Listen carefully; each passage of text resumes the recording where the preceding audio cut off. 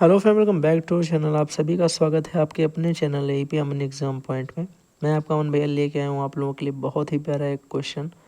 इस क्वेश्चन को ध्यान से देखो। इसे करने के मैं आपको दो तरीके ऑलरेडी बताऊंगा मेरे भाई। एक तो हम लोग आइडेंटिटी के बेस्ड पे करेंगे और एक क्वेश्चन को हम लोग देखेंगे और इसे बिना आइडेंटिटी के बेस के भी ट्राई करेंगे, यानी अकॉर्डिंग टू साइड्स रेशियो से। तो अगर हम इस वाले क्वेश्चन को साइड रेशियो से पहले करें, पहले मैं आपको समझाऊंगा साइड रेशियो के बारे में कि क्या होता है, ठीक है। साइड रेशियो के बारे में जिनको कुछ नहीं पता उन्हें भी समझ में आएगा, परेशान मत हो। मैंने कहा अगर हम किसी राइट एंगल ट्रायंगल को इस तरीके से बनाएं और ये वाला एंगल 90 डिग्री का बनता है, तो याद रखिएगा कि ये हमारा हाइपोटेनस होता है, ये हमारा बेस होता है और दिस वन इज़ परपेंडिकुलर, ठीक है। हमने यहाँ पे पढ़ रखा कि जो भी हमने थीटा पढ़ रखे होंगे, चाहे वो साइन थीटा की बात हो, चाहे वो कॉस थीटा की बात हो, चाहे वो टेन थीटा की बात हो, चाहे यहाँ पे मेरे भाई वो कॉट थीटा की बात हो, चाहे वहाँ सेक थीटा की बात हो या फिर कॉसेक थीटा की बात हो, तो ध्यान से सुनना। इन सारे ही थीटा के लिए हम इन्हीं रेशियो से वैल्यूज़ निकालते हैं। जैसे अगर आप हमसे पूछते हैं कि साइन थीटा का मान क्या होगा, तो मैं आपको बताऊंगा कि परपेंडिकुलर अपॉन हाइपोटेनस होगा, मतलब दिस अपॉन दिस, ठीक है। आप बोलोगे बिल्कुल सही बात है। मैंने कहा हम कॉस थीटा की बात करते हैं तो आप बोलोगे ये हो जाएगा बेस अपॉन हाइपोटेनस। अगर मैं आपसे टेन थीटा की बात कर दूंगा तो आप बोलोगे परपेंडिकुलर अपॉन बेस हो जाएगा। मैंने कहा कॉट थीटा की बात करेंगे तो बेस अपॉन परपेंडिकुलर हो जाएगा। अगर सेक थीटा की बात करेंगे तो हाइपोटेनस अपॉन बेस हो जाएगा। और अगर कॉसेक थीटा की बात करेंगे तो हाइपोटेनस अपॉन परपेंडिकुलर होगा। अच्छा, इसे याद करने का एक तरीका हिंदी मीडियम वालों को पता होता है, लाल बटे कक्का। लाल बटे कक्का मतलब क्या होता है? लंब बटे कर्ण, आधार बटे कर्ण, लंब बटे आधार। ये होता है आधार, ये होता है कर्ण और ये होता है लंब। तो ये बोलते हैं लाल बटे कक्का। तो पहला एल बटे के, फिर ए बटे के, फिर एल बटे ए, फिर नीचे से ए बटे एल, के बटे ए और के बटे एल। लेकिन अगर मैं इंग्लिश मीडियम की बात करूँ तो इंग्लिश मीडियम के पास भी एक ट्रिक होती है, जो कि होती है P B P upon H H B, ठीक है। उनका होता है कि पंडित बद्री प्रसाद हरि हरि बोल। पंडित बद्री प्रसाद हरि हरि बोल, ठीक है। तो पी एच, फिर बी एच, फिर पी बी, फिर बी पी, फिर एच बी और फिर एच पी। इस तरीके से वो रेशियोज़ को डिवाइड आउट कर लेते हैं अकॉर्डिंग टू अपने, ठीक है। ये बात समझ में आ गई क्या? एक बार जल्दी से बता देना। आप बोलोगे बढ़िया भैया, बिल्कुल बेहतरीन तरीके से समझ में आ गए। मैं इसको एक बार कॉपी भी कर देता हूँ। अगले पेज पे अगर हम बात करें तो हमें क्वेश्चन क्या दे रखा है, सॉरी मैंने पहले क्वेश्चन नहीं देखा, पहले क्वेश्चन देख लो मेरे भाई। आपको क्वेश्चन क्या दे रखा है, इस पर थोड़ा ध्यान से सुनना। आपको क्वेश्चन दे रखा है कि अगर साइन थीटा 12 बाई जो आपका 13 है, अगर साइन थीटा 12 बाई 13 है और थीटा की वैल्यू 0 डिग्री से बड़ी है पर 90 डिग्री से छोटी है, यानी थीटा जो है वो 0 से 90 के बीच में कहीं पे बिलोंग करता है। मैंने कहा ओके। बोला कि find the value of sine square theta minus cos square theta upon 2 sine theta into cos theta और इसका into 1 upon ten square theta. मतलब कुल मिला के ये वाली वैल्यू में फाइंड करनी, दिस वैल्यू, जिसका हमें मान निकालना है। पहले नंबर पे एक बात बताओ, अगर मैं साइन थीटा 12 बाई 13 दे रखा है, ध्यान से सुनो। If we have sine theta is equal to 12 by 13, तो आपके दिमाग में एक चीज़ तो आनी ही चाहिए कि भैया ऊपर वाली वैल्यू और नीचे वाली वैल्यू के बारे में अभी हमने क्या पढ़ा। हमने पढ़ा कि भैया ऊपर वाली वैल्यू जो हमारी है वो पी होती है, नीचे वाली हाइपोटेनस होती है। अगर हम ध्यान से फिगर को देखें ड्रॉ करके अपने मन में, तो हमें पता चलेगा this one is 13 and this one is 12। So what is this?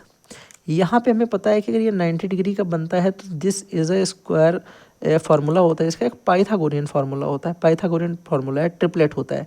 तो ट्रिपलेट आपको याद नहीं होगा तो हम लोग फार्मूले से निकालेंगे। फार्मूला हमने क्या पढ़ा कि hypotenuse square is equal to perpendicular square plus base square, यानी इनके स्क्वायर सेम होते हैं। हमने कहा हाइपोटेनस का स्क्वायर मतलब 13 का स्क्वायर, परपेंडिकुलर का स्क्वायर मतलब 12 का स्क्वायर, और हाइपोटेनस परपेंडिकुलर के बाद बेस का स्क्वायर मतलब नहीं पता है हमें, तो हम इसका बी स्क्वायर ही लिख देंगे। इसका स्क्वायर हो गया 169, ये हो गया 144 और ये हो गया प्लस का बी स्क्वायर। मेरे भाई ये हो गया 169 माइनस इसको उधर कर दोगे तो 144 इधर माइनस में आ जाएगा बराबर बी स्क्वायर। तो यहाँ से आपका बचेगा 25 is equal to B square. मेरे भाई बी को रूट इधर आ जाएगा तो root 25 is equal to B, तो यहाँ से b मेरा कितना आ जाएगा, आप बोलोगे b आ गया 5।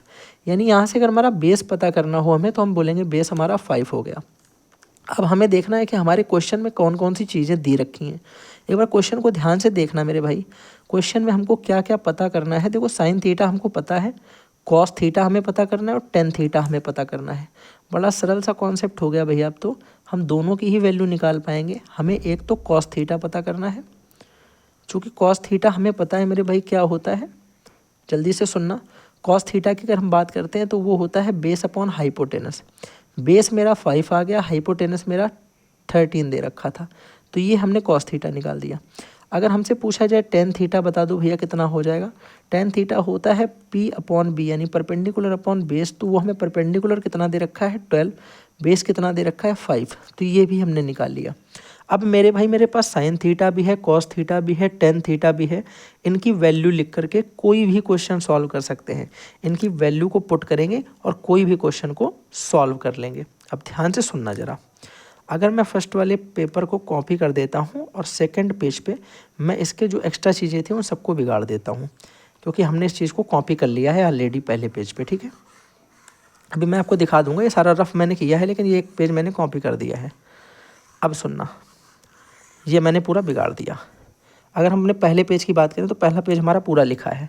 हमें इसलिए बिगाड़ दिया क्योंकि हमें अब इसमें इस क्वेश्चन को देखना है और बार बार पेज बदलने में टाइम वेस्ट होगा, तो इसलिए हम लोग क्वेश्चन पे आते हैं। देखना ज़रा, सुनना मेरे भाई ध्यान से, पूरी बात समझ में आएगी। आपसे बताया मैंने कि भैया साइन थीटा की वैल्यू हमको कितनी दे रखी है। आप बोलोगे भैया साइन थीटा की वैल्यू हमने निकाली है 12/13। कॉस थीटा की वैल्यू हमने कितनी निकाली है 5/13, ठीक है ना। और बोलोगे भैया तीसरे नंबर पर टेन थीटा की वैल्यू हमने कितनी निकाली है 12/5। ये वैल्यूज़ हमने फाइंड कर ली, इसमें उठा के रखना है। तो मैंने कहा पहले नंबर पे मेरे भाई देखो यहाँ लिखा है sine square theta minus cos square theta. तो साइन स्क्वायर थीटा की जगह 12/13 का स्क्वायर, यानी 144/169। मैं डायरेक्ट वैल्यू लिख रहा हूँ, ठीक है ना।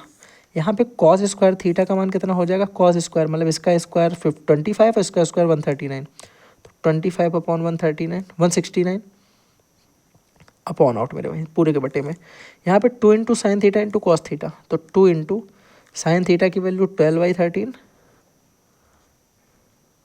इंटू कॉस थीटा की value 5/13, okay, into 1/10 square theta.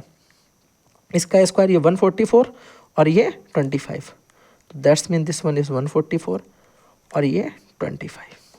किसी को कोई समस्या नहीं होनी चाहिए, बढ़िया बात समझ में आनी चाहिए। जल्दी से बोलो समझ में आ रही कि नहीं आ रही।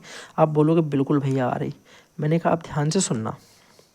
अगर मैं तुमसे यहाँ पे ये बोलूँ कि ये वैल्यू और ये वैल्यू एलसीएम लेने के बाद 169 आ गई, और ऊपर क्या बचा, आप बोलोगे ऊपर भैया ये बचेगा, ये 144 माइनस का 25, 144 माइनस का 25 पूरे के बटे में।